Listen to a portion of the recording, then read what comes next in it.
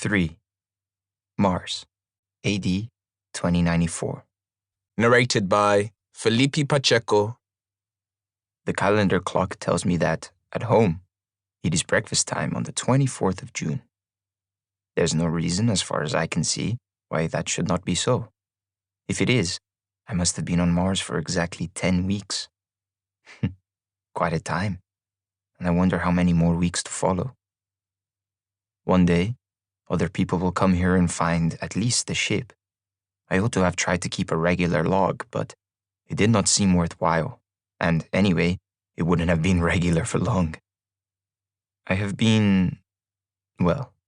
not been quite myself, but now that I have faced facts, I am calmer, almost resigned, and I find myself feeling that it would be more creditable not to leave simply a mystery. Someone is sure to come one day, better not to leave him to unravel it by inference alone, and perhaps wrongly. There are some things I want to say, and some I ought to say. Besides, it will give me something to occupy my mind. That is rather important to me. I don't want to lose my hold on my mind again if I can help it. Funny, it is the early things that stick. There used, I remember, to be an old drawing room song to impress the ladies. Let me like a soldier fall. Hammy, of course, and yet. But no need to hurry. There is, I think, still some time to go. I've come out on the other side of something, and now I find in the thought of death a calmness. It is so much less frightening than the thought of life in this place. My regrets have turned outwards. The chief of them is for the distress my Isabella must now be feeling, and for the anxieties I must leave her to face alone as George and Anna grow up. I do not know who is going to read what I am writing. One supposes that it will be some member of an expedition that knows all about us up to the time of our landing. We gave the bearings of our landing place on the radio, so there should be no great difficulty in finding the ship where she now lies, but one cannot be sure. Possibly the message was not received. There may be reasons why a long time will pass before she is found. It could even be that she will be discovered accidentally by someone who never heard of us. So, after all, an account may serve better than a log. I introduce myself. Trunho, Capitão Geoffrey Montgomery Trunho of the Space Division of the Skyforce of Brazil, lately of Avenida 8 de Maio, 138, Pretário, Minas Gerais, Brasil, América do Sul. Citizen of the Estados Unidos do Brasil, aged 28 years. Navigator and sole surviving crew member of the EUB space vessel Figurão. I am Brasileiro by birth. My grandfather and my father were formerly British subjects and became Brazilian by naturalization in the year 2056, at which time they changed the name from Troon to Trunho for phonetic convenience. Our family has a space tradition. My great-great-grandfather was the famous Ticker Troon, the one who rode the rocket at the building of the first space station. My great-grandfather was commander of the British moon station at the time of the Great Northern War, and it is likely that my grandfather would have followed him there later, but for the war. It so happened, however, that the war broke out during my grandfather's term of ground work at the British Space House, or, to be more accurate, at one of the Space House's secret and deep-dug operational centers. And it happened further that the actual outbreak of hostilities occurred when he was off base. He was, in fact, on leave in Jamaica, where he had taken his wife, my grandmother, and my father, then aged 6, on a visit to his mother's recently bought house. Many books have been written since the event, showing that the war was inevitable and that the high councils knew it to be inevitable. But my grandfather always denied that. He maintained that on the highest levels, no less than in the public mind, it had come to be thought of as the war that would never happen. Our leaders may have been foolish. They may, in a long state of deadlock, have been too easily lulled. But they were not criminal lunatics, and they knew what a war must mean. There were, of course, incidents that caused periodical waves of panic, but however troublesome they may have been to trade and to the stock markets, they were not taken very seriously on the higher political levels, and from a service point of view, were even felt not to be a bad thing. Had the never-happen attitude been quite unperturbed, there would, without doubt, have been cuts in service allocations. Technical progress would have suffered in consequence, and too much of a falling behind could conceivably mean that the other fellows would have gained enough ascendancy and superiority in armament to make them think a quick war worth risking. In the opinion of his own department, my grandfather asserted, an actual outbreak seemed no more likely than it had seemed 2 years or 5 years or 10 years before. Their work was going on as usual, organizing, reorganizing, and superseding in the light of new discoveries, playing a kind of chess in which one's pieces were lost, not to the opponent, but to obsolescence. There never has been, according to him, any conclusive proof that the war was not touched off by some megalomaniac, or even by accident. It had long been axiomatic on both sides that, should missiles arrive, the form was to get one's own missiles into the air as soon as possible and hit the enemy's potential as fast and as hard as one could. And, in 2044, there was little that could not be considered a part of his potential, from his factories to the morale of his people and the health of his crops. So, one night, my grandfather went to sleep in a world where peace was no more restive than it had been for years, and in the morning, he awoke in one that had been at war for 4 hours, with casualties already high in the millions. All over North America, all over Europe, all over the Russian Empire, there were flashes that paled the sun, heat waves that seared and set on fire whole countrysides. Monstrous plumes were writhing up into the sky, shedding ashes, dust, and death.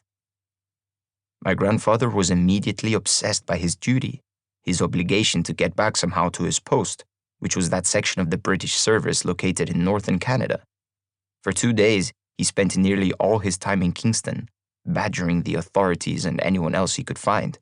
There were plenty of aircraft there, plenty of all kinds, large airlines, crowded freighters, small, owner-flown machines, but they were all coming from the north, most of them pausing only to refuel and then fleeing on, like migrating birds to the south. Nothing took off for the north. Communications were chaotic. No one could tell what fields were still available, still less how long they would remain so. Pilots resolutely refused to take the risk, even for large sums, and the airport authorities backed them up by refusing to sanction any northward flights with an impregnability against which my grandfather and numbers of anxious United States citizens battered in vain. On the evening of the second day, however, he succeeded in buying someone out of a seat on a southbound aircraft and set off with the intention of making a circuit via Port Natal in Brazil, Dakar, and Lisbon, and so to England, where he hoped to be able to find a service machine to get him to Canada. In point of fact, he arrived at Freetown, Sierra Leone, about 8 days later and got no further. News there was still scarce and contradictory, but there was enough of it to convince not merely pilots, but everyone else that even if an aircraft should safely get through, a landing almost anywhere in Europe would mean delayed, if not immediate, suicide. It took him 2 months to get home again to Jamaica, by which time, of course, the Northern War was almost history. It was, however, such recent history that the non-combatants were still numbed by the shock. The near paralysis of fright, which had held everyone outside the war zone for a month, was relaxed, but people had still not fully got over their astonishment at finding themselves and their homes surviving undamaged. Still persisting, too, was that heightened awareness which made each new, untroubled day seem a gracious gift, rather than a right. There was a dazed pause, a sense of coming to again, before the worries of life swept back. And all too soon, the worries were plentiful, not only over radiation, active dusts, contaminated water, diseases threatening both flora and fauna, and such immediate matters, but also over the whole problem of reorientation in a world where most of a hemisphere had become a malignant, unapproachable desert. Jamaica, it was clear, was not going to have much to offer except exports, for which there was virtually no market. It could sustain itself. One might be able to go on living there with much diminished standards, but it was certainly no place to build a new life. My grandmother was in favor of a move to South Africa, where her father was chairman of a board of a small aircraft company. She argued that my grandfather's knowledge and experience would make him a useful addition to the board, and that with most of the great aircraft factories of the world now destroyed, a tremendous growth of the company was inevitable. My grandfather was unenthusiastic, but he did go as far as to pay a visit there to talk the matter over with his father-in-law. He returned unconverted, however. He was not, he said, at all taken with the place. There was something about it that made him uneasy.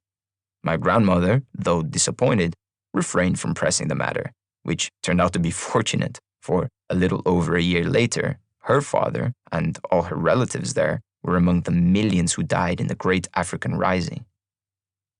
But before that took place, my grandfather had made his own decision.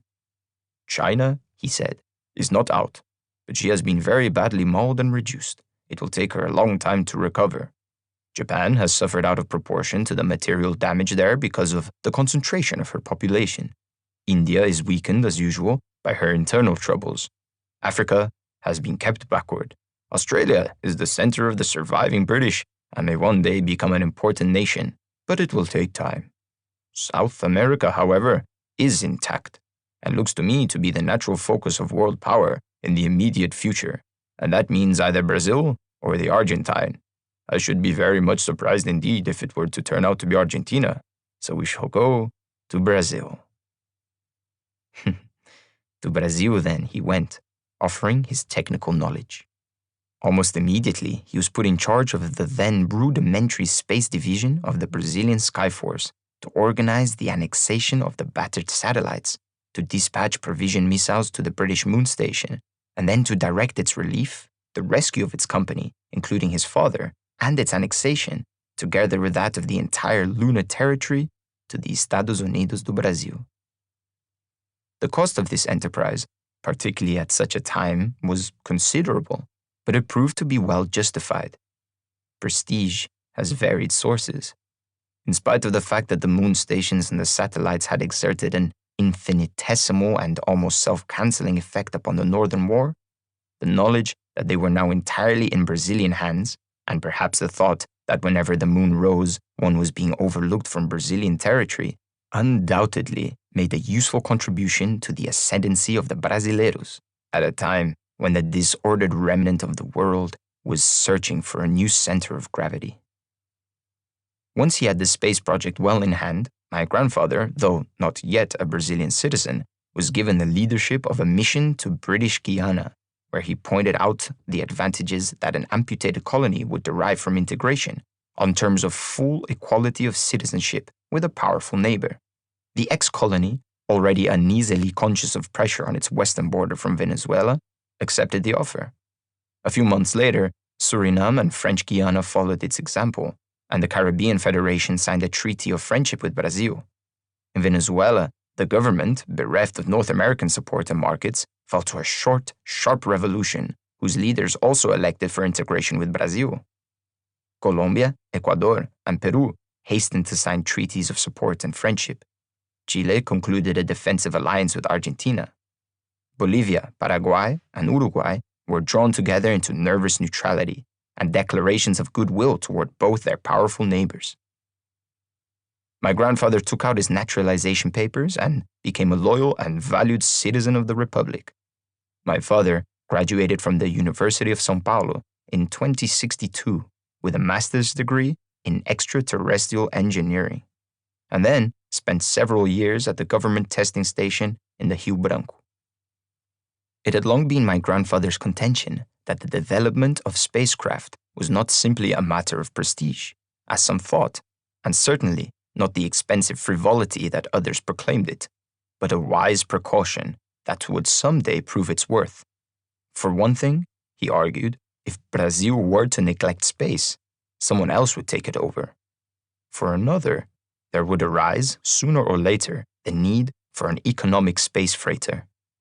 The whole foundation of modern technology rested upon metals, and with the rich metalliferous areas of Canada, Siberia, and Alaska now unworkable, with Africa absorbing all she could mine, India in the market for all she could buy, and South America consuming at an increasing rate, the shortages already apparent in the rarer metals would become more extensive and more acute. The cost, when it should become necessary to seek them in sources outside the Earth, was bound to be great.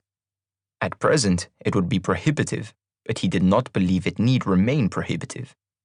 If practical freighters were developed, it could mean that one day Brazil might have a monopoly of at least the rarer metals and metalliferous earths. How much faith my father had in the argument behind the policy, I do not know. I think it possible that he did not know either, but used it simply for the problems it raised. And out of all these, his heartiest and most favorite concerned what he called the crate, his name for an economical, unmanned freighter and the space-assembled cruiser. Numbers of crates of various types exist on his drawing boards, but the cruisers, craft radically different in conception from those that must resist the stresses of takeoff against the pull of gravity, still remain somewhat fluid in conception. I myself, though I inherit my family's almost pathological interest in matters beyond the ionosphere, do not share my father's ability to sublimate it in theory and design. Wherefore, after taking my degree at São Paulo, I attended the Skyforce Academy and was duly commissioned in the Space Division. A family connection has its uses. I should not, I am sure, have received preference over better qualified men, but when the original list of 20 volunteers for the appointment of navigator aboard the Figurão had been whittled down to 4, all equally qualified, I suspect that the name Trunho and Trun before it had some influence on the decision.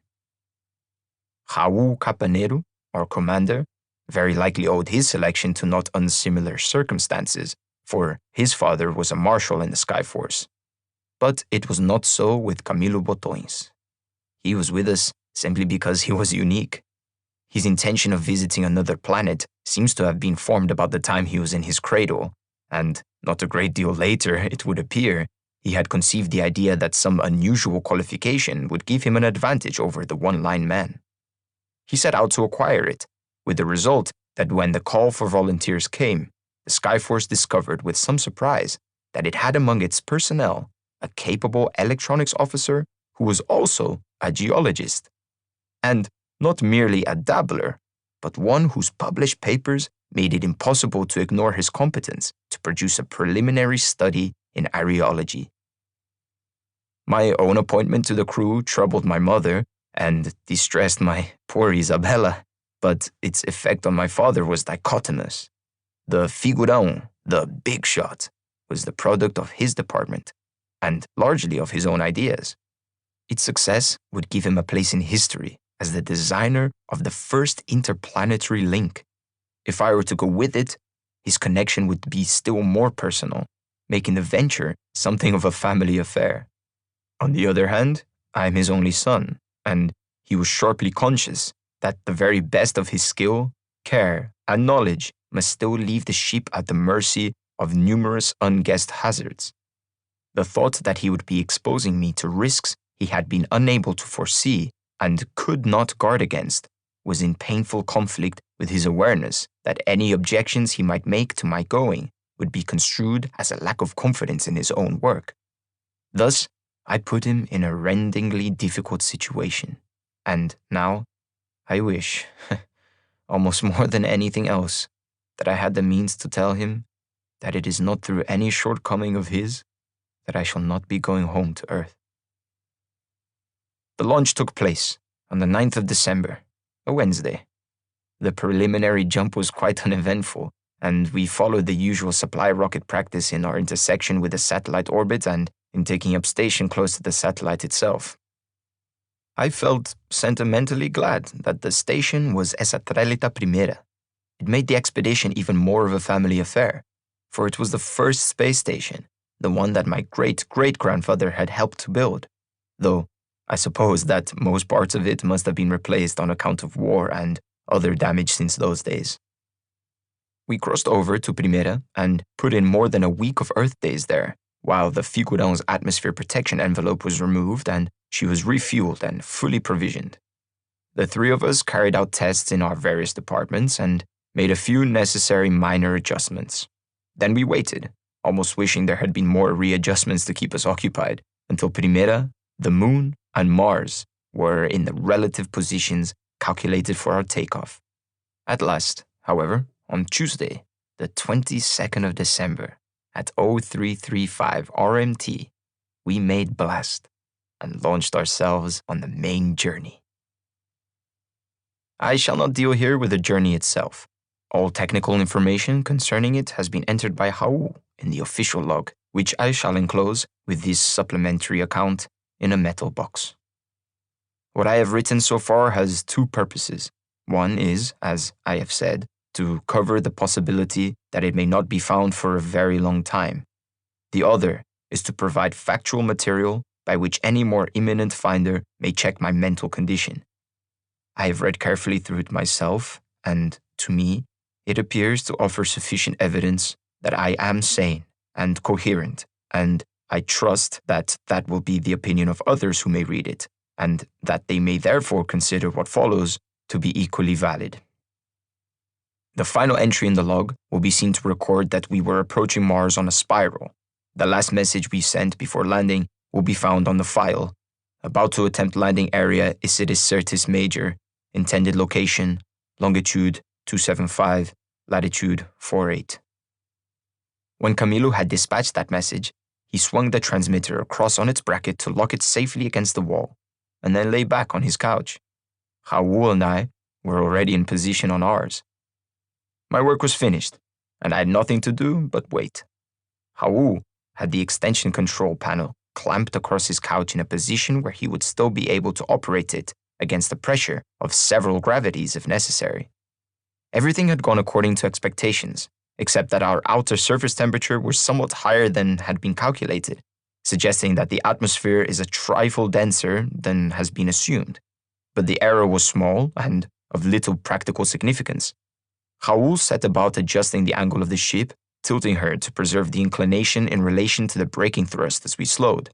Our couches turned on their gimbals as the speed decreased, and the braking thrust of the main tubes gradually became our vertical support. Finally, when the speed was virtually zero and we were standing balanced on our discharge, his job too was over. He switched in the landing control and lay back, watching the progress of our descent on the dials. Beneath us, there now splayed downwards 8 narrow radar beams matched for proximity, and each controlling a small lateral firing tube. The least degree of tilt was registered by one or more of the beams and corrected by a short blast, which restored the ship to balance on the point of the main drive. Another beam, directed vertically downwards, controlled the force of the main drive itself, relating it to the distance of the surface below and thus regulating the speed of descent. The arrangement lowered us smoothly, and there was only the slightest of lurches as our supporting tripod set down. Then the drive cut out, vibration ceased, and an almost uncanny peace set in. No one spoke. The completeness of the silence began to be broken by the ticking and clicking of metal cooling off. Presently, Raul sat up and loosed his safety straps. "Well, we're there. Your old man did a good job," he said to me. He got off his couch carefully, cautious of the unfamiliar feeling of gravity, and made for the nearest port. I did the same and started to unscrew its cover. Camilo swung the radio over on its bracket and transmitted. Figurão landed safely Mars 0343 RMT 18494. Location believed as stated. Will observe and verify. Then, he too reached for the nearest port cover. The view, when I had my port uncovered, was much what I had expected. An expanse of hummocky, rust-red desert sand reaching away to the horizon. Anywhere else, it would have been the least exciting of all possible views, but it was not anywhere else. It was Mars, seen as no one had ever seen it before. We did not cheer, we did not slap one another on the back, we just went on, staring at it. At last, Raul said, rather flatly, "There it is then.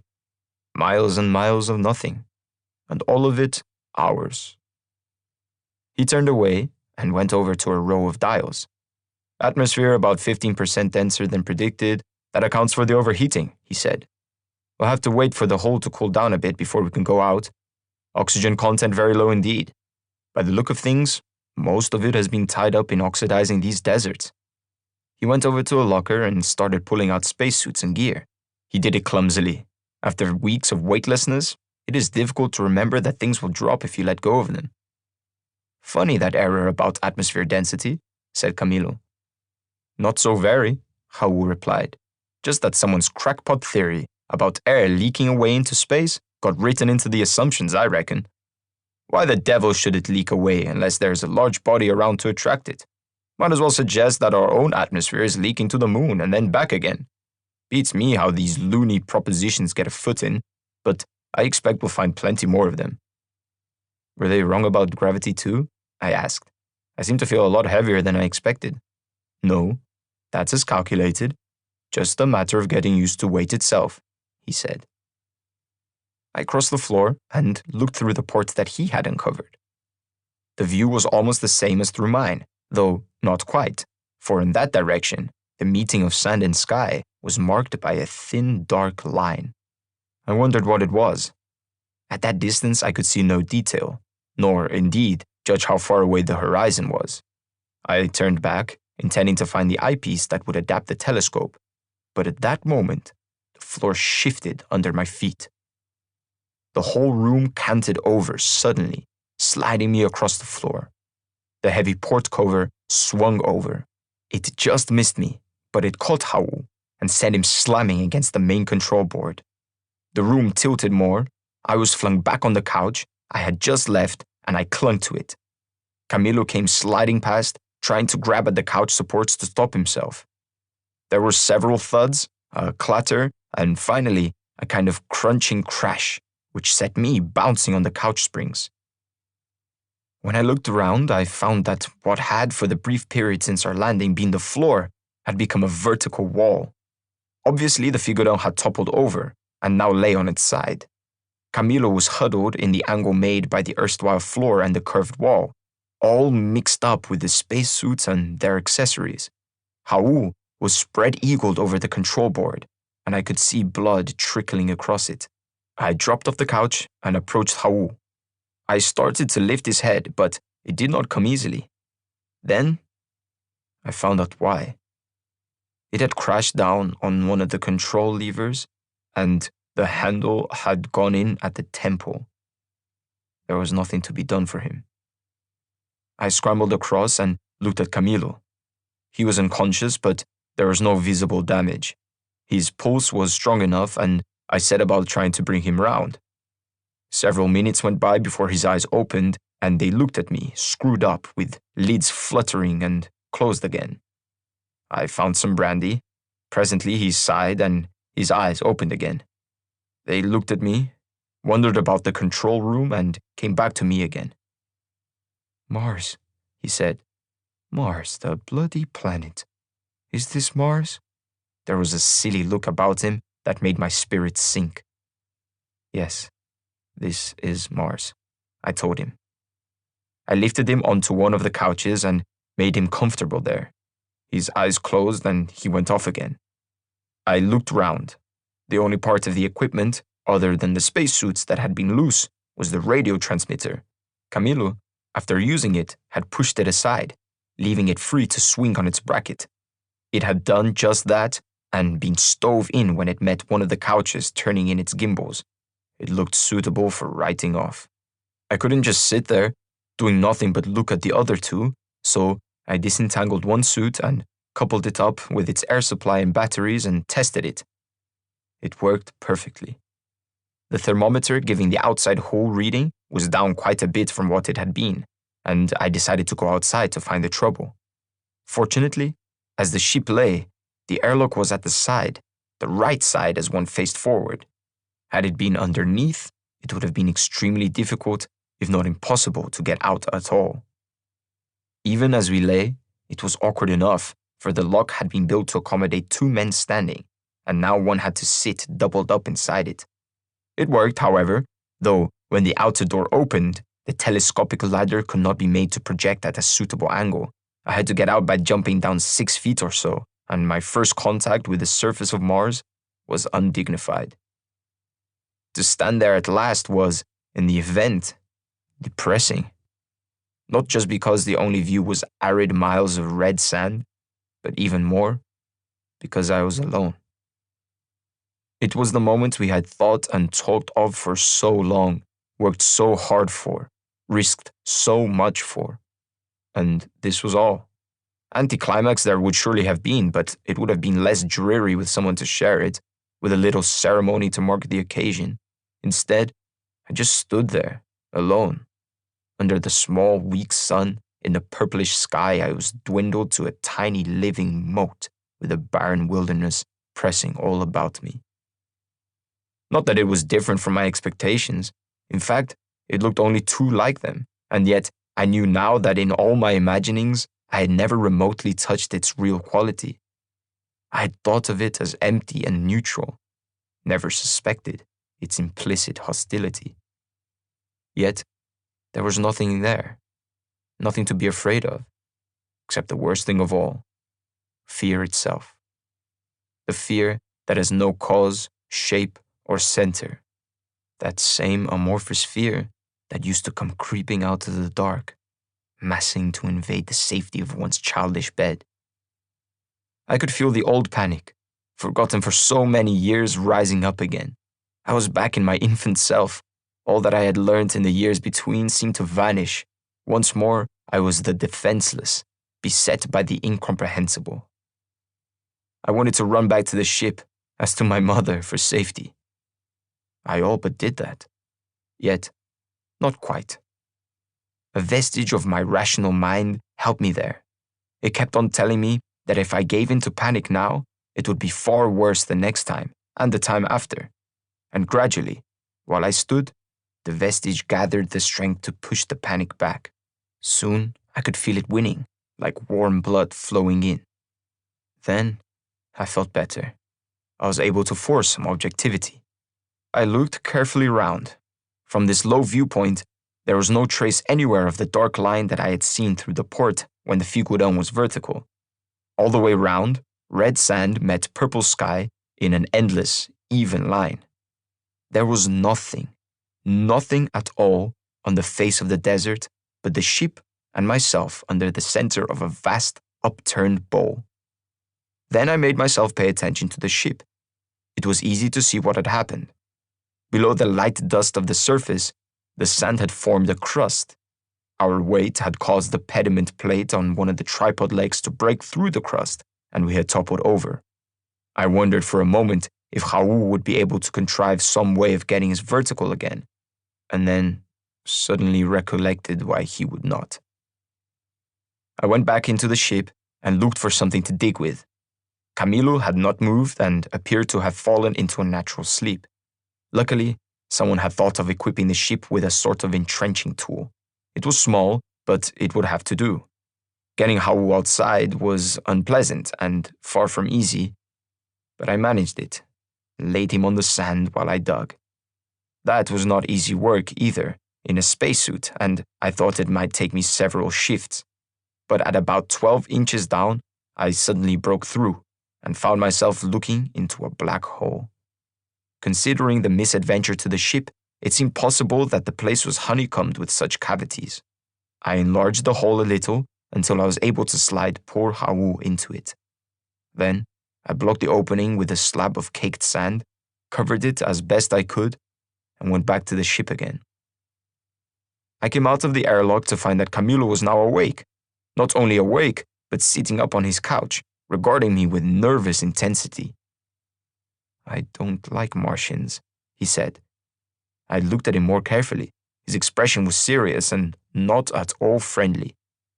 "I don't suppose I would either," I admitted, keeping my tone matter-of-fact. His expression became puzzled, then wary. He shook his head. "Very cunning lot, you Martians," he remarked. After we had had a meal, he seemed a little better, though from time to time I caught him watching me carefully out of the corner of his eye. Indeed, he was paying so much attention to me that it was some time before it occurred to him that there should be 3 of us. "Where's Hau?" he asked. I explained what had happened to Hau, showed him the switch lever that had done the fatal damage, and pointed out through the port the place where Hau now lay. He listened closely and nodded several times, though not always where a nod seemed appropriate. It was difficult to know whether he was not quite grasping the situation or whether he was making reservations of his own. He did not show distress about Hau, only a quiet thoughtfulness, and after he had sat in silent rumination on the matter for a quarter of an hour, it began to get on my nerves. To break it up, I showed him the radio transmitter.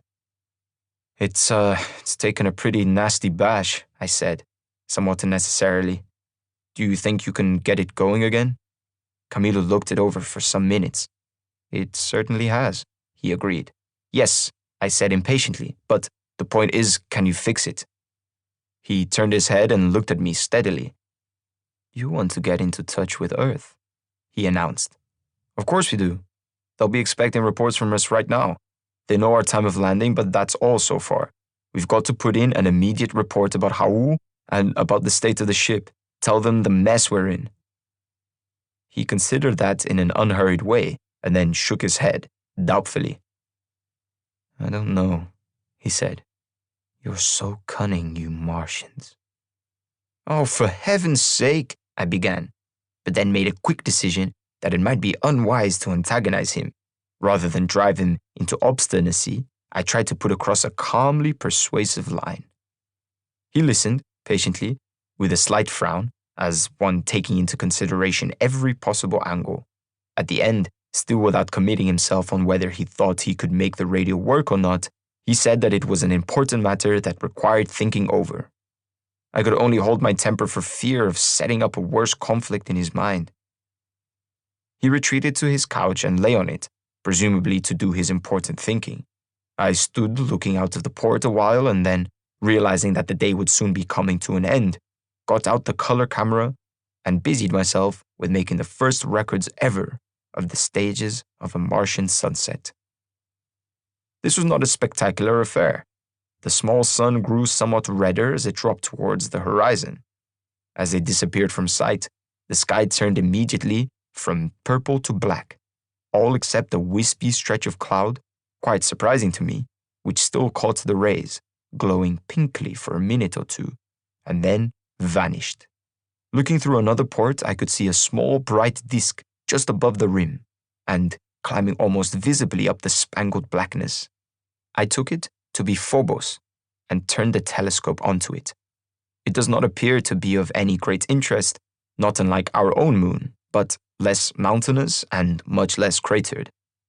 All the time, I was uneasily conscious of Camilo. Whenever I took a look in his direction, I found his head turned my way and his eyes watching me in a speculative fashion that was difficult to disregard. I did my best, however, and busied myself with fixing the camera to the telescope. The speed of the satellite rendered it none too easy to keep it centered in the field of view, but I made a number of exposures. Camilo had fallen asleep again by the time I had finished, and I was tired enough to be glad to get on my own couch. Once I had dropped off, I slept heavily. When I awoke, there was daylight outside the ports, and Camilo standing beside one of them looking out. He must have heard me move, for he said, without turning, "I don't like Mars." "Nor do I agreed. "But then, I never expected to." "Funny thing," he said. "I got it into my head last night that you were a Martian." "Sorry. You had a nasty knock," I told him. "Must have shaken you up quite a bit. How are you feeling now?" "Oh, all right. Bit of a muzzy headache. It'll pass." "Damn silly of me thinking you were a Martian. You're not a bit like one, really." I was in the middle of a yawn and failed to finish it properly. "What?" I inquired, with some caution. "What are Martians like?" "That's the trouble," he said, still looking out the port. "It's so hard to see them properly. They're so quick. When you're looking at one place, you see a flicker of them moving in another, just out the corner of your eye. and by the time you look there, they're somewhere else. Oh, I said. But, I never noticed any when I was outside yesterday. Ah, but you weren't looking for them, Camilo pointed out, and truly. I swung my feet off the couch. What about some breakfast? I suggested. He agreed, but remained by the window while I set about getting things ready. An awkward job with a curved wall for a floor and everything at right angles from its intended position. Now and then he would glance quickly from one side of the view to the other, often with a little sound of exasperation, as though he had just missed something again. It was irritating, but on the whole, a slight improvement on being taken for a Martian myself. Come and eat, I told him when I had the food ready. They'll keep. He left the port with some reluctance, but started in on the food with a good appetite. Do you think you'll be able to fix the radio? I inquired presently. Maybe, he said. But is it wise? Why the devil shouldn't it be? I demanded, with some restraint. Well, he explained, they might intercept our messages, and if they learn what a mess we're in, it could very likely encourage them to attack. We'll have to take a chance on that. The important thing is for us to get in touch with home and see what they suggest. It seems to me possible, just possible, that we may be able to get the ship back to the vertical somehow, with the gravitation as low as it is. I can plot the course and time of takeoff and look after that side, but can we manage her without Raul? He was the one with experience and special training. I have a general idea of the controls, and I suppose you have, but it is only general. The ship isn't built to stand up to the strains of ordinary takeoffs. That's why she had to have a special casing to get her from the Earth to Primera. She must have a specially calculated program of safe velocities for takeoff from here, and that will have to be amended on account of the atmosphere being denser than was reckoned. We don't want to burn her up or melt her tubes. As things are, I don't begin to know about her acceleration schedule, her safety factors. Damn it, I don't even know offhand the escape velocity of Mars.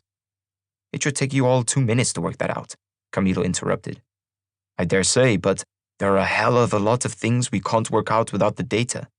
Some of it we'll be able to get from Raul's technical papers, no doubt, but there are bound to be all kinds of questions arising that we shall need advice about. Said Camilo, doubtfully. His eyes strayed toward one of the ports for a moment, and then came back to me, looking suspicious again. You didn't talk to them while you were out there? He asked.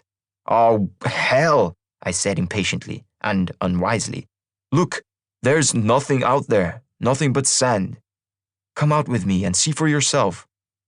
He shook his head slowly and gave me the smile of a man who knows a trick worth 2 of that.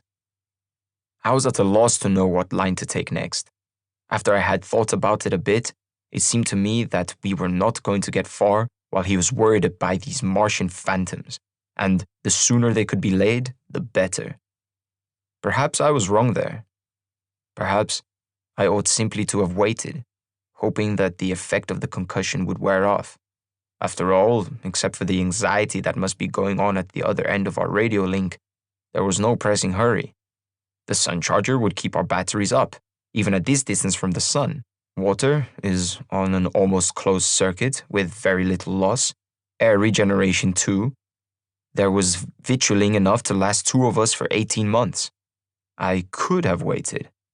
But it is one thing to consider a situation retrospectively, and quite another to be at close quarters with a single companion who is slightly off his head and wondering whether time is likely to make him better or worse.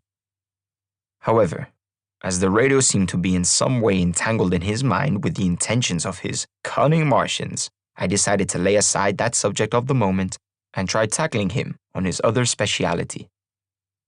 I pulled out a lump of the caked sand that I had brought inside and handed it to him. What do you reckon that is? I asked. He gave it the briefest of glances. Hematite. Fe2O3, he said, looking at me as if I had asked a pretty stupid question. Mars, he said, patiently, is practically all oxides of one kind or another. This will be the commonest. I've been thinking, I said. One of our main objects, after getting here at all, is to bring in a preliminary report on the geology of Mars. Areology. He corrected me. You can't possibly talk about the geology of Mars. Doesn't make sense. All right, areology, I agreed, finding his lucidity encouraging and irritating at the same time. Well, we can at least make a start on that. There's a dark line on the horizon over that way that wants looking into. Might be vegetation of some kind. If we get the platform out, we could have a look at it, and the topography in general, too.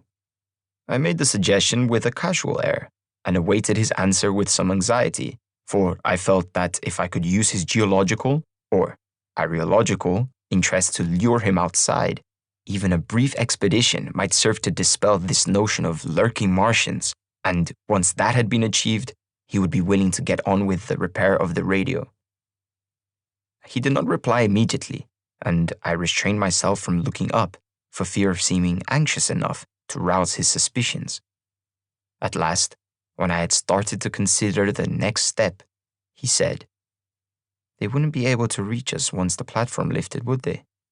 "Of course not, if they are there at all. I have not seen one yet," I said, trying not to give any encouraging support to his fancies.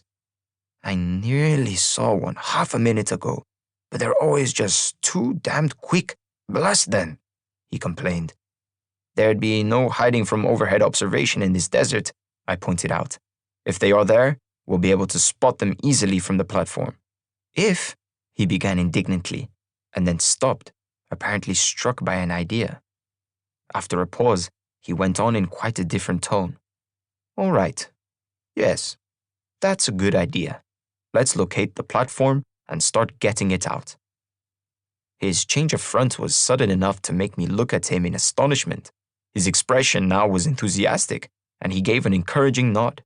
Apparently, I had chosen the right line, though I hoped he would not back off the idea with the same unexpectedness that he had veered onto it. At the moment, however, he was certainly all for it and pulled a file of papers out of a locker. "The loading plan ought to be here," he said. "I'm pretty sure the platform was stowed in number 2 hold section." It was soon pretty clear that Camilo's "let's" was a manner of speaking. What he meant was that I should get the platform out. I made one attempt at persuading him to put on a spacesuit and give me a hand, but he was so clearly averse to that I gave up rather than risk having him turn against the whole idea. Once I had it assembled and he could step straight onto it, I could lift it at once and show him that nothing could be lurking in that desert. So presently, I went out alone and opened up number 2 hold section to get the platform out. There had been something of a tussle over the provision of a jet platform for us. The type that had proved itself on the moon over 50 years ago would not do. There, an object has only 1/6 of its Earth weight. On Mars, it weighs double its moon weight, and therefore, any carrier must be heavier and more powerful. A wheeled vehicle would have been much lighter, but we were opposed to that for use on an unknown terrain. A platform could skim safely above any kind of surface, and my father had supported us. In the end, he had designed a suitable platform in 3 sections that were dispatched to Primera to be stowed aboard the Figurão when she called there. Thus, for the main lift, we had been spared the weight of the biggest single piece of equipment that we carried, and could simply jettison it on Mars when we took off for the return. I found the 3 main sections, even at their Martian weight, quite as much as I wanted to handle, encumbered by my spacesuit. Once I had them laid out side by side on the sand, however, the bolting together was comparatively easy. Camilo had switched on the helmet radio belonging to one of the other spacesuits. From time to time, he inquired, "Have you seen any of them yet?" Each time I assured him that I had not, but somehow, whether he answered or remained silent, he managed to convey his skepticism. When the main floor was assembled, I went ahead with fixing the control pillar. Thoroughly absorbed in the job, I lost all sense of my surroundings, remembering the empty stillness only when Camilo spoke. But when, after some 2.5 hours, I had the assembly complete and needing only a final check before the mounting of the fuel containers, my attention slackened, and, with that, the bleakness and loneliness all about seemed to press closer and crowd me. I decided I had put in a long enough spell outside for one day, and would be wiser to get back to the familiarity of the ship and the comfort of a meal before the willies could encroach enough to trouble me badly. As I came through the airlock, I found Camilo seated on the pull-out stool in front of my charting board. He turned round and watched me attentively. When I took off the helmet, he seemed to relax and looked somewhat relieved. I glanced at the radio transmitter, hoping that he might have started to tackle that, but it was clear that it had not been touched. He asked how things were going and nodded when I told him. We'll need the two-man dome and gear for it, and of course the fuel containers. Might as well unload the lot of them while you're at it, just as well to have them stacked handy. No point in leaving them in the ship. And some cases of food and bottles of water and steady on, I protested. We shan't be going on a week's expedition right away. All I expect to do tomorrow is to try the thing out and perhaps have a short flip over to see what the dark line is. We can take the dome and some food against an emergency, but there's no point in loading up useless extra weight. Tomorrow, he repeated. There's about 5 hours of light yet. Possibly, I admitted, but I've just done nearly 3 hours steady work in a spacesuit. If you are so anxious to hurry it on, you try a shift on the job yourself. I had scarcely expected him to rise to that, and he didn't. Instead, he watched me for a minute or two without speaking while I collected some food. Then he went back to looking out of the window. He'd stand there, motionless, peering intently for a time. Then he would suddenly turn his head quickly from side to side, like a spectator watching an unnaturally fast rally at a tennis match, and draw his breath in quickly. After that, there would be another motionless interlude for a bit. I was already edgy from the spell outside, and it soon began to get on my nerves. You won't see anything, I told him. Come over here and have some food. Rather surprisingly, he came without demur. I suppose you told them to keep out of sight, he said. Well, they're doing it, but they aren't fooling me. Oh, for God's sake, I began, letting my temper slip a bit at last. All right, he said hurriedly. Perhaps they told you not to let on about them. It doesn't matter, really. Comes to the same thing. I gave up trying to follow that and simply grunted. During the rest of the meal, and after it, we maintained a state of tactful truce. But when this had been disturbed, some 5 times by his leaping to a port in an attempt to catch his Martians unaware, I was driven to suggesting a game of chess to keep our attention occupied. It worked pretty well, too. For a time, he seemed to forget all about hostile Martians, played a well-considered game, and beat me by a better margin than usual. At the end of it, things felt much more normal until he remarked, That's just it, you see. You Martians are cunning, all right, but not quite cunning enough. We can beat you every time if we put our minds to it. The next morning, I went outside and finished checking over the platform. Then I got a couple of fuel containers out of the hold section and mounted them. Camilo, watching through the port, repeated on the helmet radio his suggestion of unloading them all. I appreciated that by lightening the ship there would be an advantage when it came to an attempt to raise her to the vertical. But they were heavy, and I did not see why I should do all the work. That part could wait until Camilo was in a state where he was willing to come out and help. I did add a case of food, a couple of bottles of water, and also the 2-man Flanders dome, for it isn't much good carrying rations against an emergency unless you also provide somewhere to take off your helmet so that you can eat them. And then there had to be the recompression gear to deflate the dome after use, and a matter of half a dozen small standby air bottles for the suits.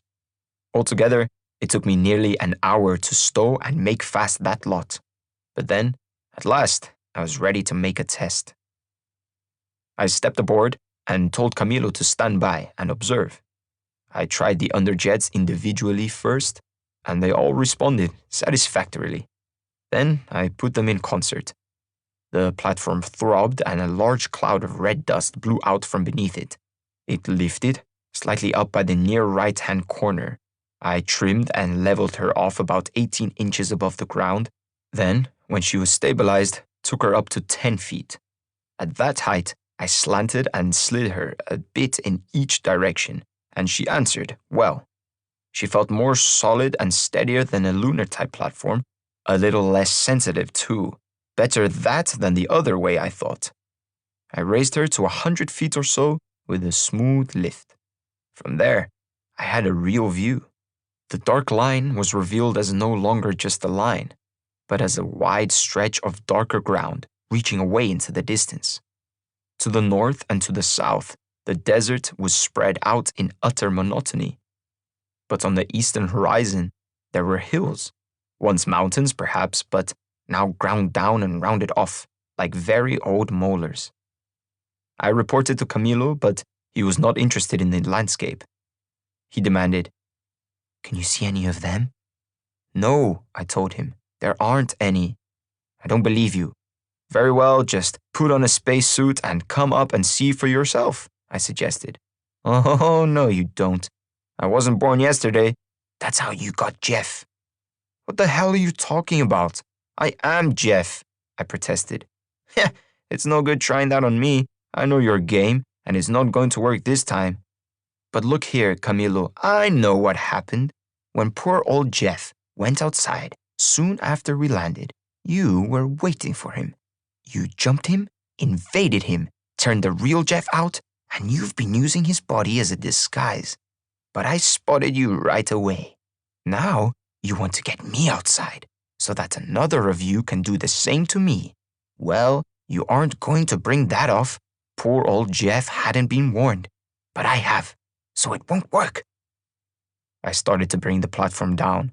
"Camilo," I told him, "stop talking a lot of bloody nonsense. There's a good fellow. If you don't know me after being cooped up with me all these weeks, you damned well ought to.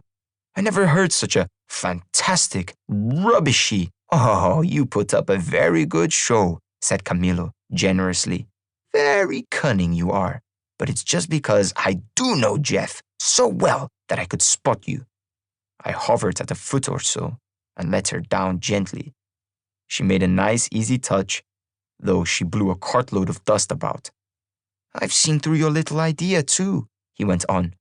"You've spotted a chance to get away from this god-forsaken planet, and I don't blame you. Anybody in his senses would do his best to get off this ball of sand. So you want to take over this ship and get to Earth on her, but you aren't going to do it. Not this time you're not." I tried my most authoritative voice. "Lieutenant Botões," I ordered, "put on a suit and come out here." He laughed. "Think you've got me, don't you? You toppled the ship over, killed Raul. Then you pushed Jeff out of himself and took him over. I'm the only obstacle now, aren't I? But you haven't got me yet. I'll soon show you." Then there was a clang that hurt my ears. I guessed he had been holding the helmet to speak into its radio and had now dropped it. Then I saw the outer door of the lock swing shut. I ran to it and battered on it, telling him not to be a fool. I had the winding key to open it from outside, but it would be no good trying that for a minute or more. To attempt it while the automatic mechanism was still securing it would simply have taken me round with the handle.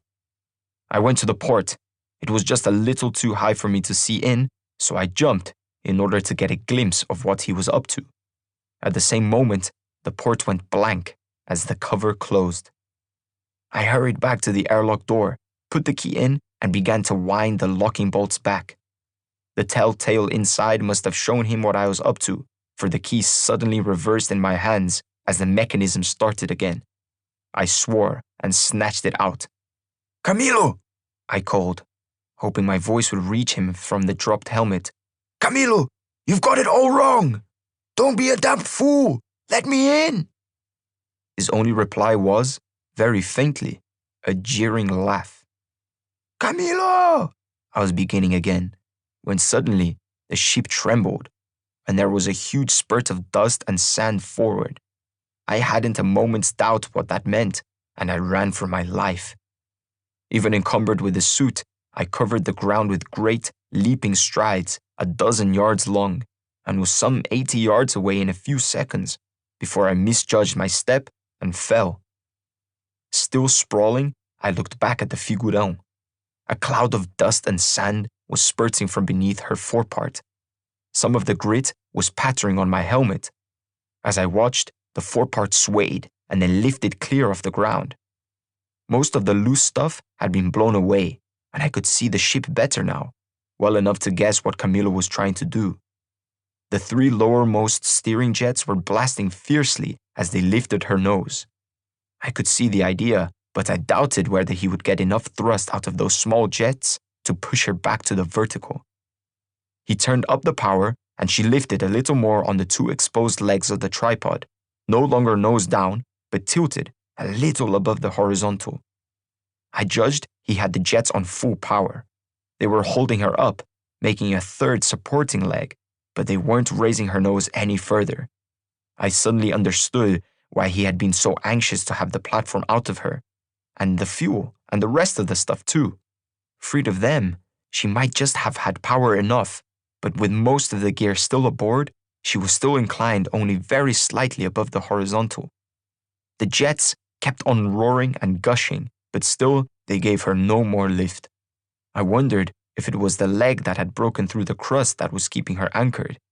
Clearly, she was not going to be able to make it. Then the main drive fired. Crazy. Crazy. I suppose he thought that if he could tear the buried leg free, the side jets would be able to tilt her nose skyward. She leapt forward, almost horizontal, and with the pediment of the trailing leg dragging a furrow through the sand like a huge plowshare, she dipped by the head, bounced her belly on the sand, rose again on the supporting side jets, and he let the main drive have it again.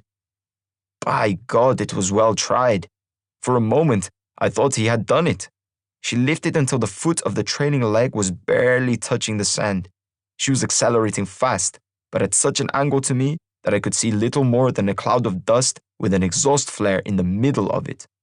She must, I suppose, have dipped again and touched. I can't say. All I saw was the silver shape leaping suddenly above the dust cloud, turning over and over in the air with her drive still flaring. She fell back into the dust and bounced to appear again. She didn't go so high, and she was spinning differently this time. Then, once more, she disappeared, and the dust and the sand sprayed up, looking like a shell burst at sea. I put down my head, hugged myself to the ground, and waited. She was, I guessed, nearly 3 miles away by now, but that was unpleasantly close for the kind of explosion I was expecting. I held my breath as I waited and waited. The explosion did not come. At last, I looked up, cautiously. Of the figurão herself, I could see nothing. There was just a dust cloud, with a red flare still burning steadily in the middle of it. I went on, waiting. Nothing happened, except that the lighter dust was blown away and the cloud grew smaller. After some more minutes, I risked standing up. Scarcely taking my eyes from the spot, I made my way back to the platform. I found it half buried in sand thrown up by the figurão's blast, but it lifted all right, and the sand slid off as I tilted it and slid it away to a safer distance to land again. For over an hour, I sat on the platform, watching. Gradually, the loose sand and dust had been blown away, and I could see the silver glint of the ship herself and the steady flame from her tubes. I realized that somehow, perhaps on the first bounce, the main drive had been reduced to a pretty low power, or the ship would have gone a lot further and fared a lot worse, but I still did not know whether she was going to blow up or not, and, if not, how long the fuel would continue to burn at the present setting. Perhaps Camilo had been able to check the power at the moment of the first bounce, but he could have had no chance after that. One could not imagine that, even strapped to the couch as he would be, either himself or the gimbal system could have withstood what the figurão had been through. And at that thought, I was suddenly swept by the terrifying realization that, whether the ship blew up or not, I was now alone. Almost in the same moment, I became aware again of the hostile desert all around. I began to feel the awfulness of utter desolation stalking in on me once more.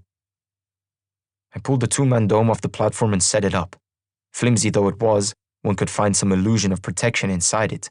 The howling of the wilderness was not quite so close to my elbow, The prowling of the agoraphobic monsters was kept a little further off. The day wore on. The puny red sun declined and disappeared. The constellations shone out, familiar still, for against the panorama of the heavens, the leap from Earth to Mars is the tiniest of hops.